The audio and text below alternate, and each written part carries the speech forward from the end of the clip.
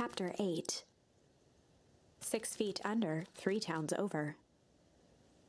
The kids spent the rest of the afternoon combing through dusty piles of old county records, desperately searching for anything that could help them make sense of Mr. Tolliver's cryptic utterance. Luca tried to shake the thought of Gran's basement, but his focus wavered. Explosives, messages hidden in jam, dossiers on various town figures, and a corkboard threaded with photos. Gran was the only family he had left. He still couldn't bring himself to believe the worst. But the old map with the symbol of explosives in town square made that difficult. As the sun began to set, the kids were no closer to the truth.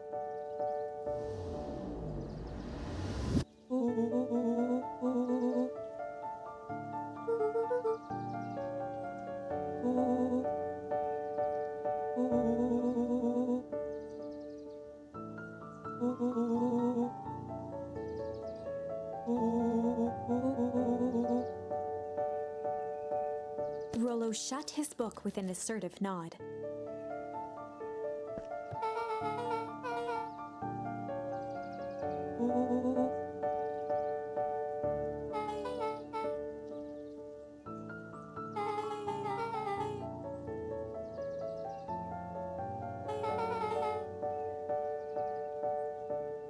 Rollo muttered under his breath.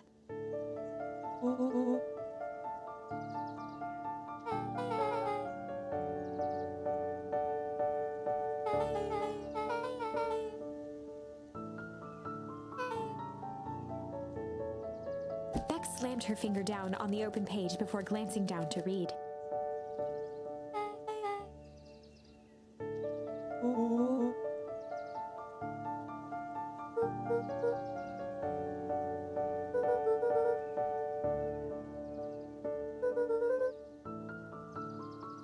Something tickled the back of Luca's mind.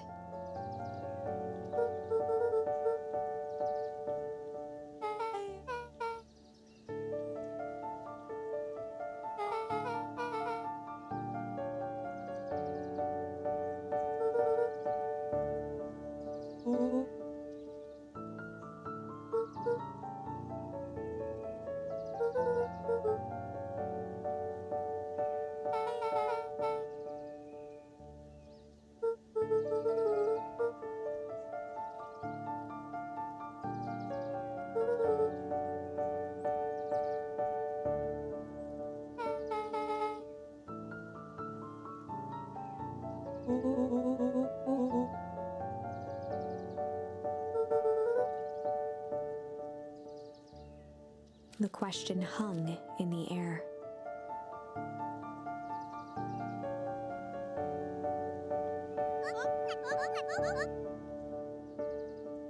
Beck rubbed her eyes.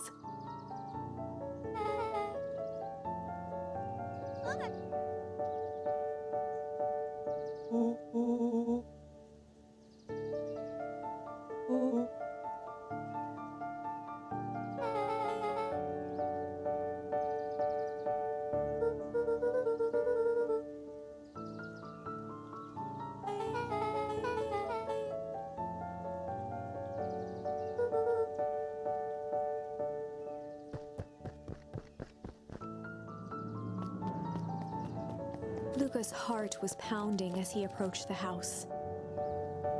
If he was lucky, Gran, or whoever it was, hadn't gotten back yet. And of course, there was Mr. Tolliver tied up and unconscious in the basement. Dealing with him would be the first order of business. Luca shook out his arms to calm his nerves before entering.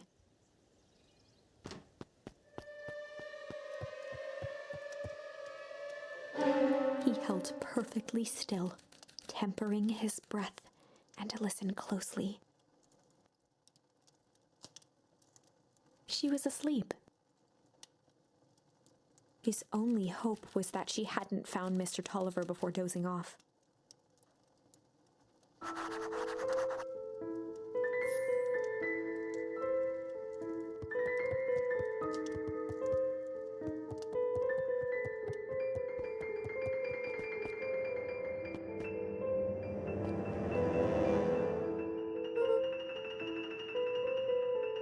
Mr. Tolliver was nowhere to be seen.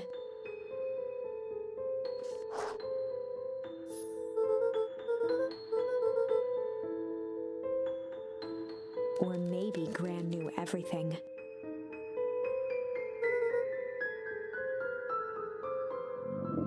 Luca's hungry stomach groaned. Not realizing it, he'd gone the entire day without eating.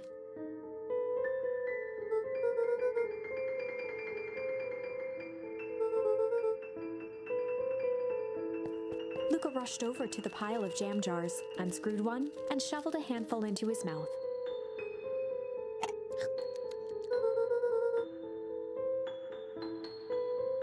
He flipped the lid to read the label.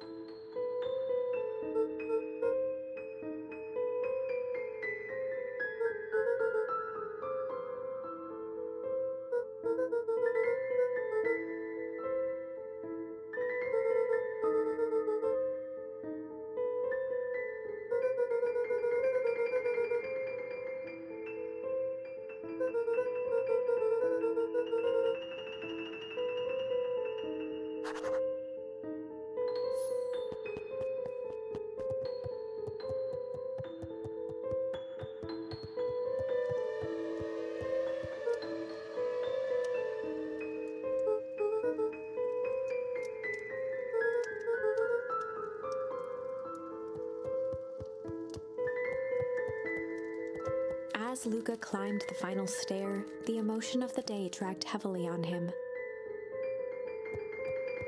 With each consecutive step, his legs weakened. His stride began to falter. He tried to grab for the railing to steady himself. Something was wrong.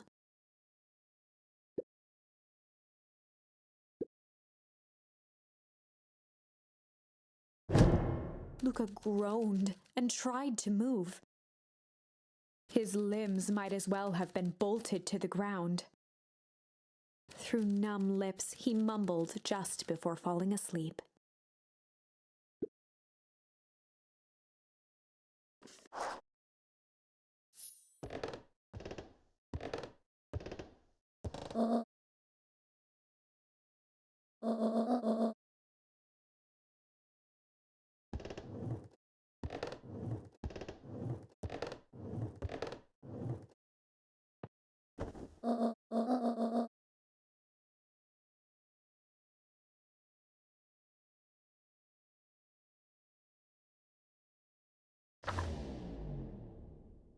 Chapter 9. A speech to end all speeches. Luca awoke to find himself face down in bed. He moaned into his pillow. Why would Gran drug him? Or rather, why was she trying to drug Mr. Nuncreed? Shaking the questions from his woozy head, Luca snapped back to the matter at hand.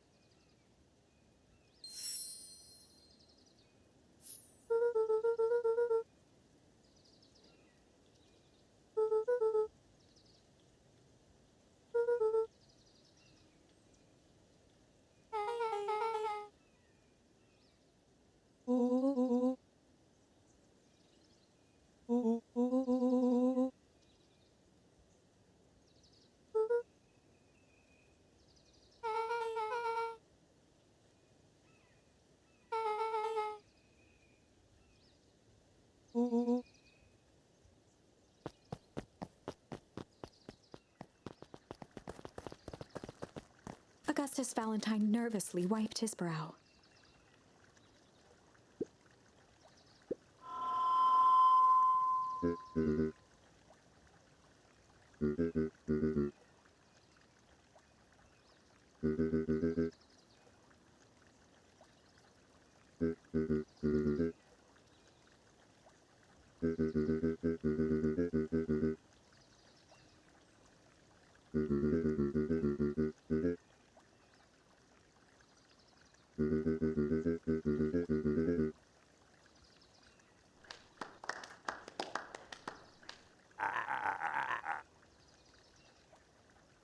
Gus cleared his throat and awkwardly loosened his tie. William Kerr bounded on the stage with the energy of a preacher at a big tent revival.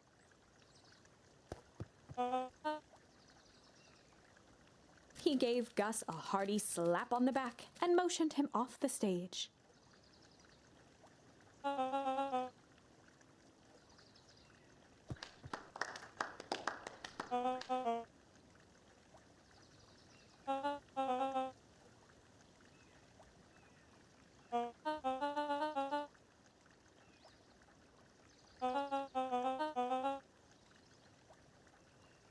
Mr. Kerr pulled a thick stack of note cards out from his vest.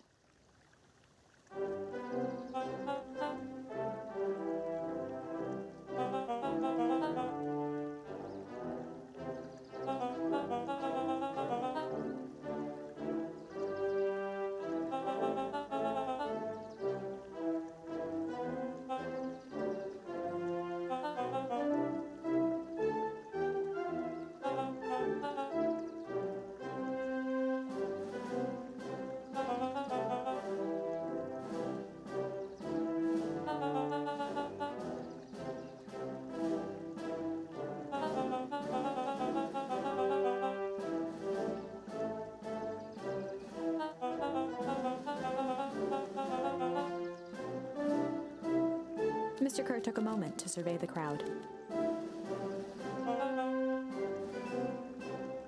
He wiped away a single tear.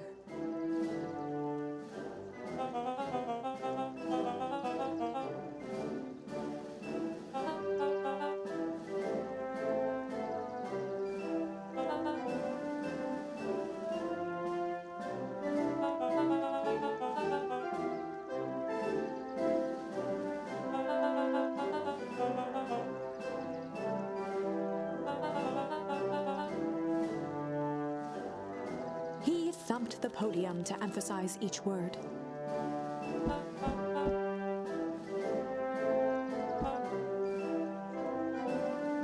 Mr. Kerr nodded confidently, biting his lip. The crowd was silent, in rapt attention.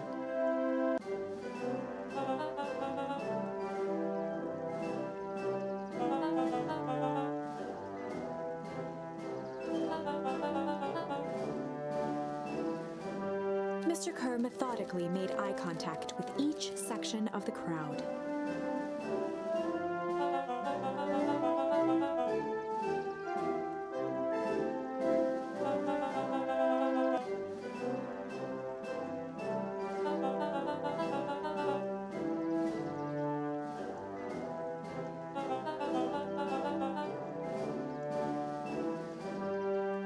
His voice began to build to a crescendo.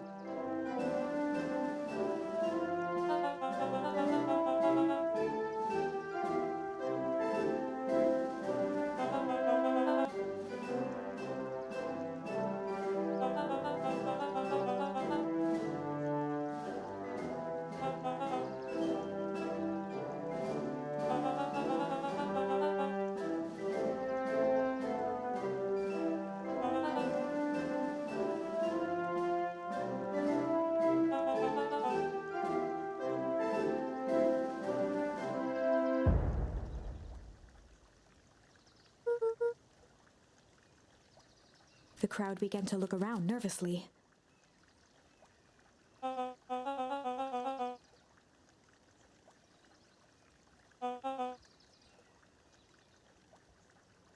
Mr. Kerr quickly flicked through his note cards.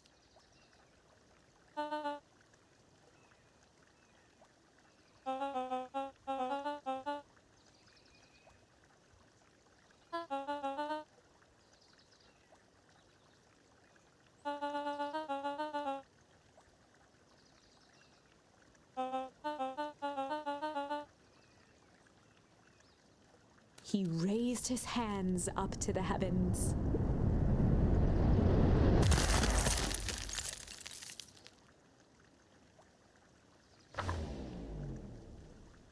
At that moment, a merciless wall of impossibly cold air ripped through the crowd, instantly freezing everyone and everything it touched. For a man like William Kerr, this was a fitting way for things to end. On a stage, with an entire town frozen in rapt attention for the rest of time. The end. There's that ice again! Whenever I think we're getting close, it comes along and ruins everything! Maybe we should just quit? Maybe you should just close the book, walk away, and never think of me again! No, I don't mean that. We got a little closer this time. We just need to try again. Please.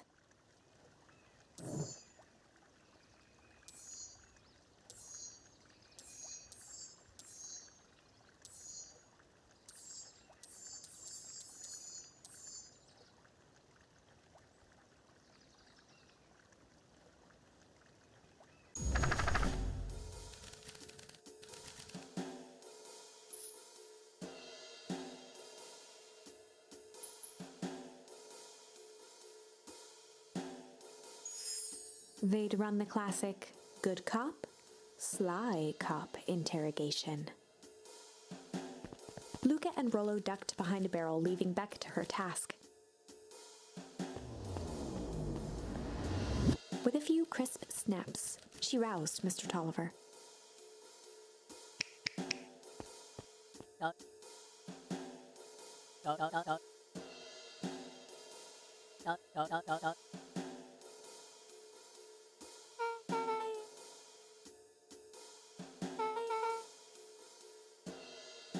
Mr. Tolliver looked down and shifted a bit, testing his restraints.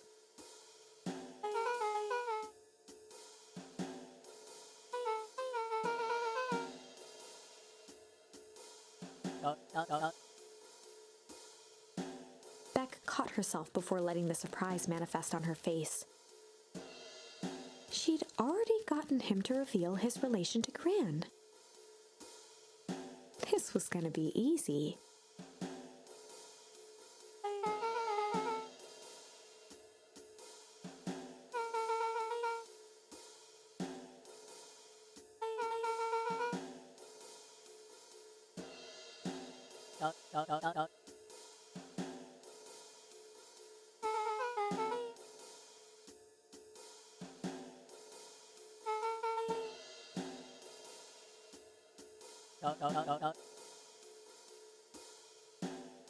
Mr. Tolliver wriggled a bit in his restraints.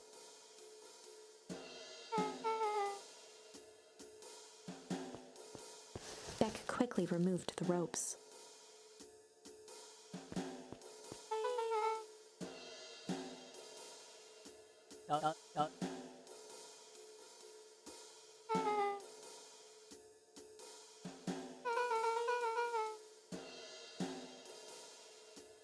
Mr. Tolliver rubbed the growing knot on his forehead.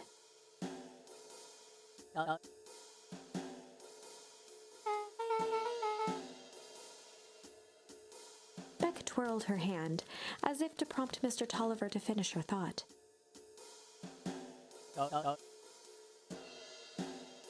Beck shook her head and clicked her tongue.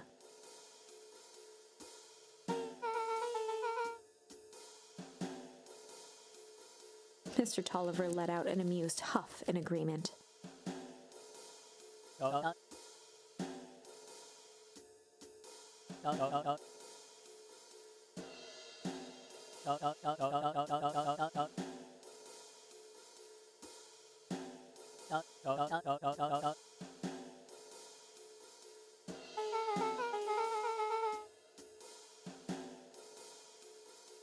Beck was on a roll now, playing Mr. Tolliver like a fiddle.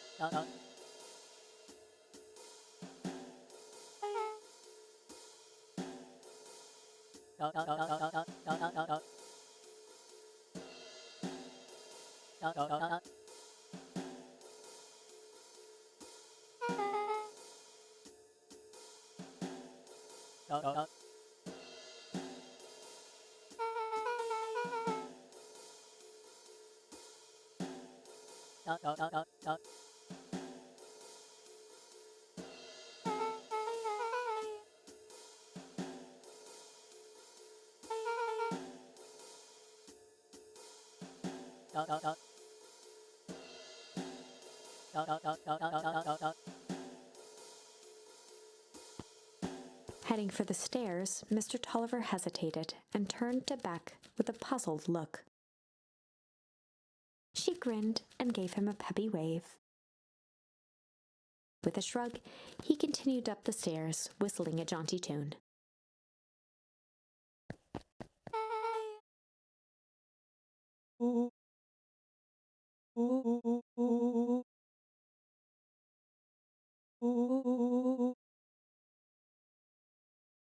Beck blinked slowly in disappointment.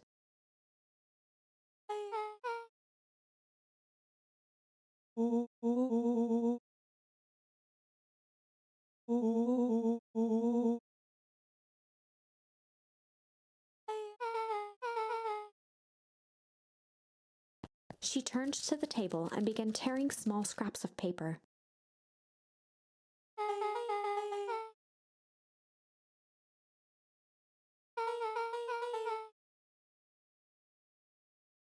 Beck marked each scrap of paper and leaned back.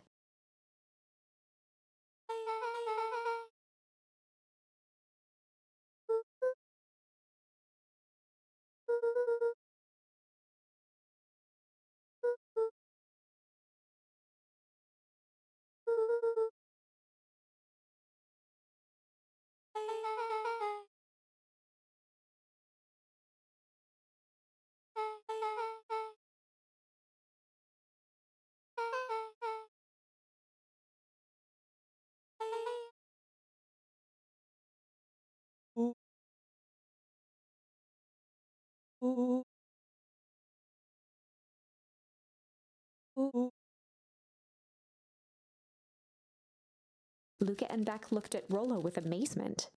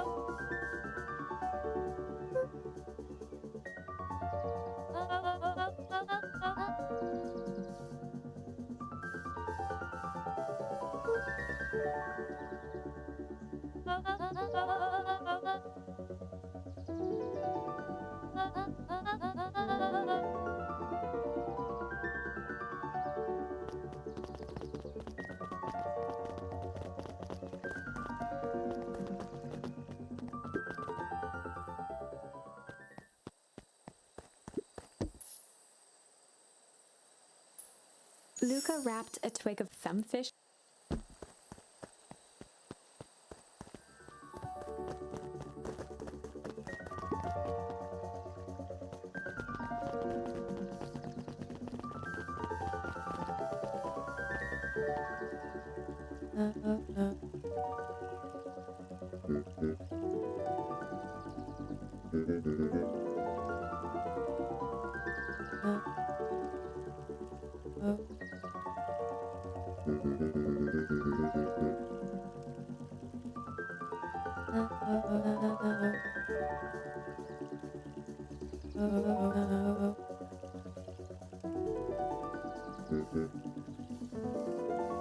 Gus looked around nervously.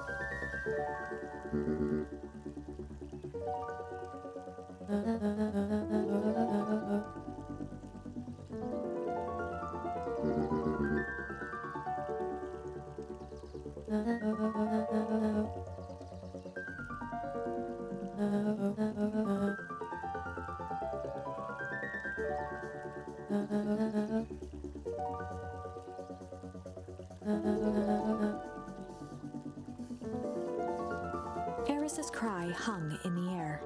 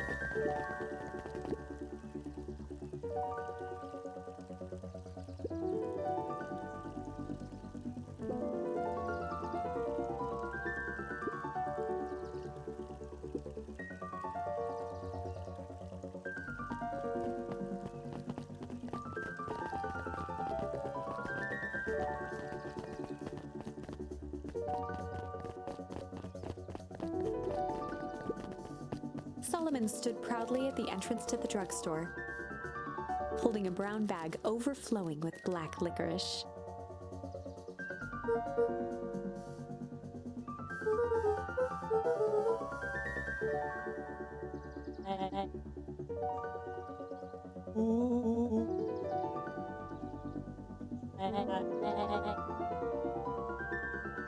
Solomon shoveled a surprising amount of licorice into his mouth.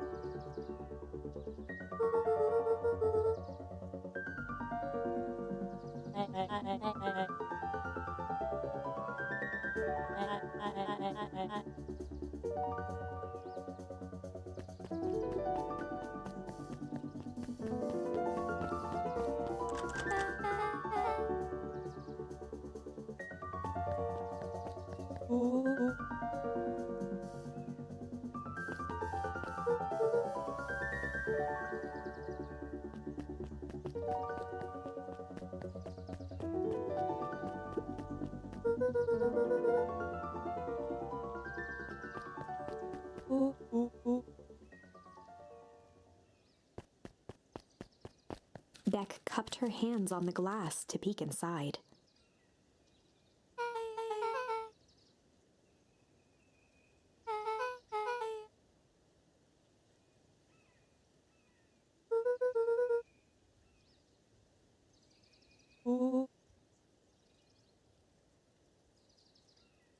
Beck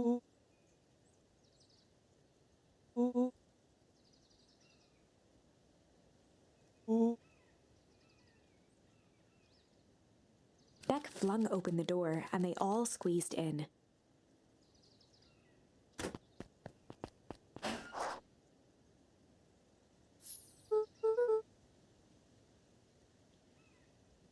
Luca cracked his knuckles and entered the letters into the keypad.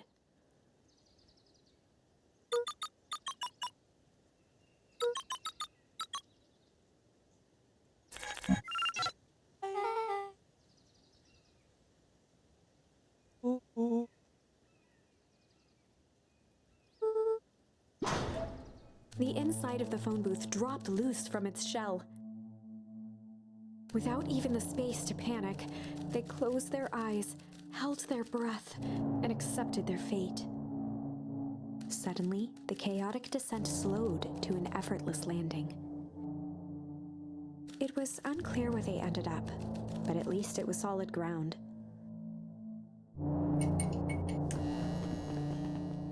The air was stagnant and smelled vaguely of chlorine.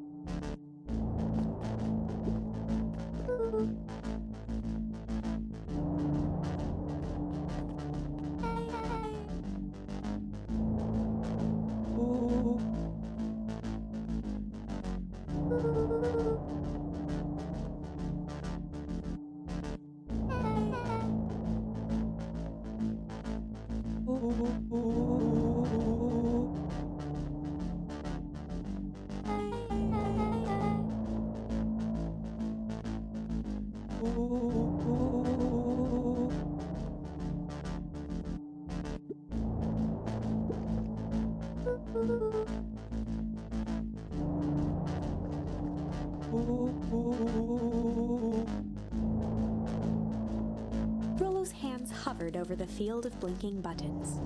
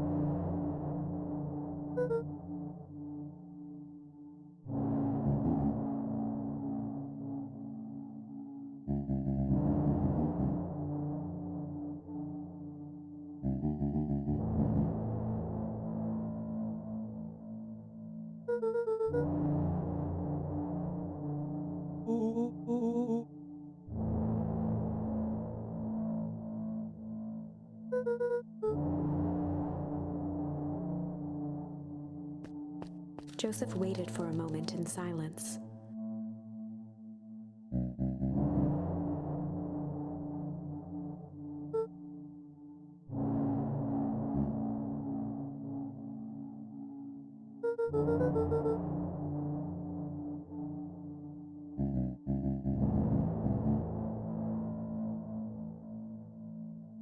He gestured toward the strange tubes.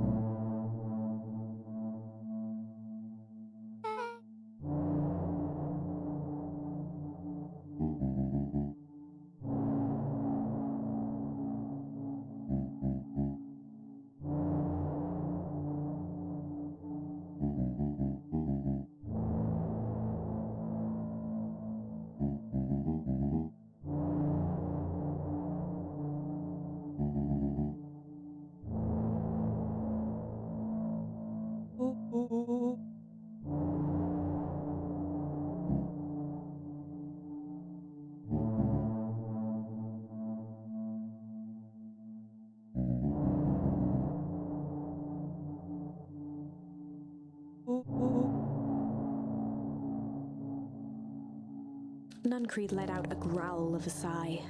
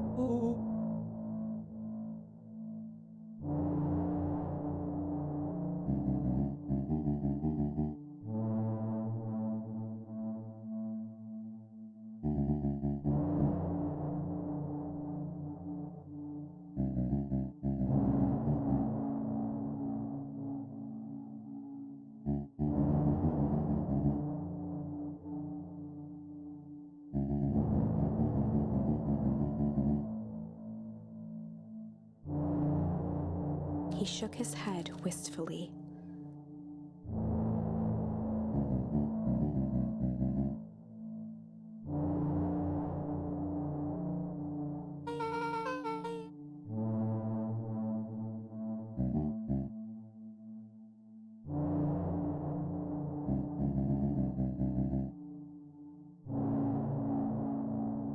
Nuncreed took a menacing step towards the children.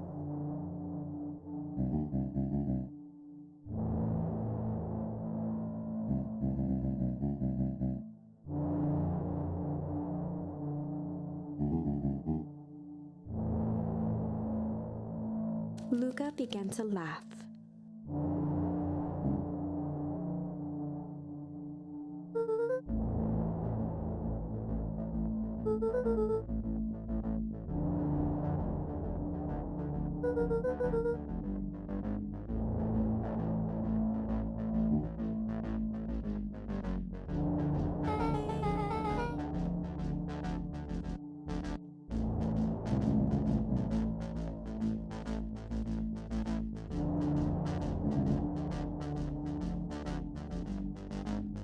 The color drained from Nuncreed's face.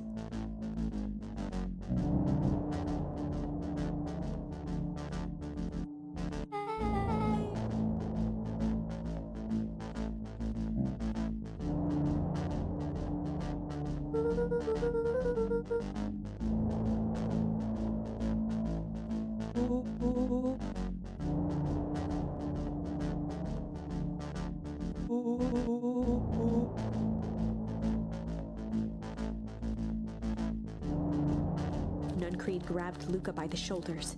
His eyes were frantic.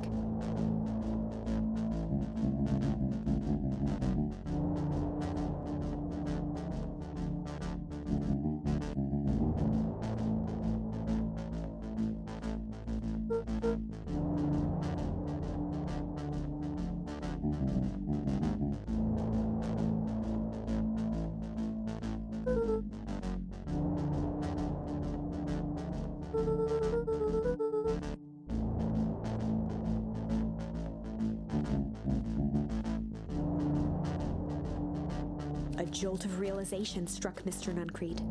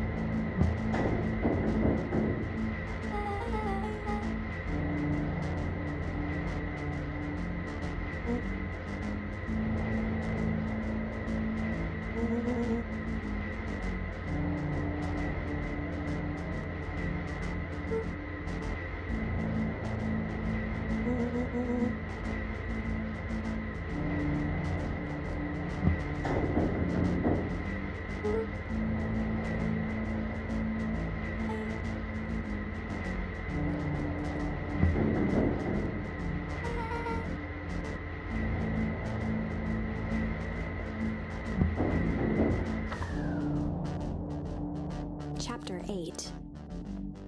The Cold, Hard Truth. Beck leapt up, allowing the suction to yank her into the dark. Dimness eclipsed around her like the shutter of a camera as she seemed to cover great distance in mere moments. Her only points of reference were glints of upcoming turns, which approached with frightening speed, only to carry her gracefully along. She heard the tinny, distant echoes of Rollo's glee. Once she stopped fighting against it, the ride was impossibly smooth.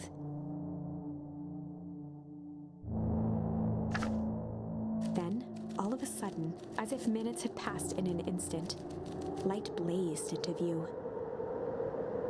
A burst of wintry air snuffed across her face, and she was flung out into the cold.